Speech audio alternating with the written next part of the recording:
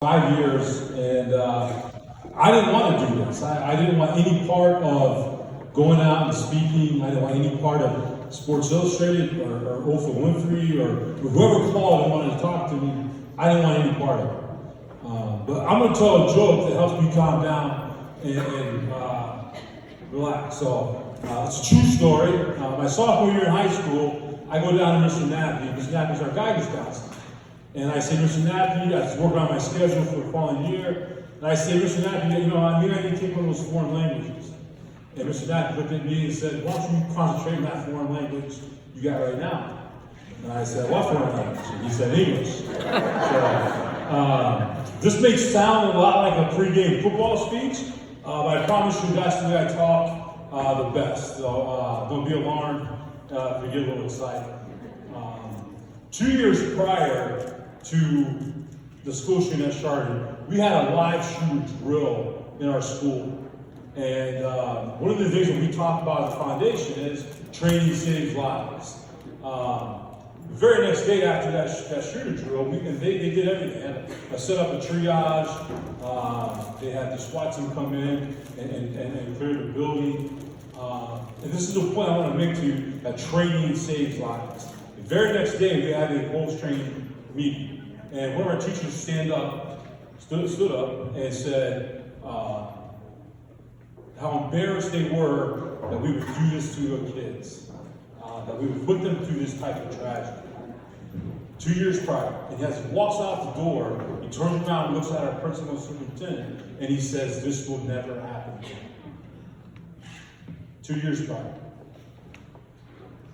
That day, as I'm in the cafeteria, and we clear out the young men that were there, shot in the head. 45 minutes, that's what you get. 45 minutes to get a person that's been shot in the head on an operating table, given a chance. All three of our students were on a table in under 45 minutes. So training works. I was standing there looking around after this happened, and I'm thinking, where are all my students at? And then I remembered our training. And I go over to a little room, teacher's lounge in the cafeteria, and I look through the little window, and there they are, cuddled up together, because that's what they were trained to do. So training is so important. Don't ever forget about even office space, at a workplace, wherever you're at, and there's training afforded to you, take advantage of it. Secondly, me and Coach Armelli have gone around the country, from Connecticut to California, we talked about school safety. Well, the best way that we stop these things from happening, in fact, they're the only way we stop the school shootings from happening, is by word of mouth. One of the things that we talk about having SROs. Everyone know what SROs are? School resource officers, police officers in schools. And the only way we're going to stop these things right now is by word of mouth. And we talk about how we want SROs in our building, social workers in our building, licensed therapists in our buildings, that kids are able to go talk to and say, hey, Jimmy's not talking right now. Jimmy's saying stuff that he shouldn't be saying. So that's why it's so important that we get people in our buildings that know how to relate to kids, know how to talk to kids. The thing about the training we just passed in House Bill 13, and I'm going to have Coach Armelli come up and talk about that, because he's our legislative specialist in the foundation. But it's so important to understand that's the only way we stop these things is by word of mouth. Is by a student being able to go up to an adult and say, hey, this I think is going to happen. There's no other way. Cameras, security alarms, metal detectors, they're not going to stop it. Just by us talking to kids and communicating to kids and saying, hey, we care about you, we want this building to be safe. If something happens, someone's talking about something, let us know. About 6 months after our shooting happened, like I said, I didn't want to be involved in this. I took my family to New York City on vacation. And while in New York City, we went to visit the USS Intrepid. It's an aircraft carrier in the harbor in New York City. It's a museum. And one of the things that's in the museum was talking about kamikazes. And they had a display about it. And the worst day in the Intrepid's history was, I think it was the Battle of Guadalcanal, and a kamikaze slammed into the side of the ship, killing 62 sailors.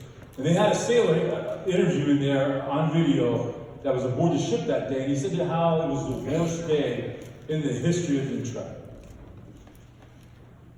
But then he said it's also the best day in the history of Utrecht. I was blown away. How could that possibly happen? And he said it's the worst day and the best day because they saved the ship and they got back into the fight. And the men and women that died that day didn't die in vain. So that's why we came up with the Coach Hall Foundation. We didn't want the 3 young men who died in our school to die in vain. That we wanted to go around door to door, knock on doors in the State House, knock on doors in Congress, and let them know that things have to change. When we first started this legislation, House Bill 318, they said, okay, we'll work on you with the training and the details that you want SROs to have in schools. Because right before we came along with the bill, anybody could be an SRO. You didn't have to have any kind of training. So the first thing we wanted to make sure that Dirty Harry wasn't in our school. So we wanted someone who understood what a 15-year-old kid was going through, or what a 13-year-old was going through. That they understood that type of training. So when you're out there and you're fighting a fight and you want to know why you're doing this, think about the worst days, that you can turn those worst days into your best days. That young man that doesn't want to live anymore, and you have a conversation that says, hey, let's just get through this day. Maybe that day that you saved his life turns into the best day. Think about that. An SRO in Southern Ohio saw a young man walking out of school, and his backpack was filled to the gills. Asked him, what's going on?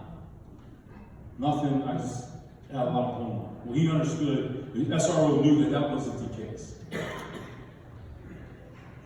So SRO continued to talk to him. Next thing you knew, SRO said, hey, well, let me give you a ride home. Well, there's nobody at home, I really wasn't heading that way.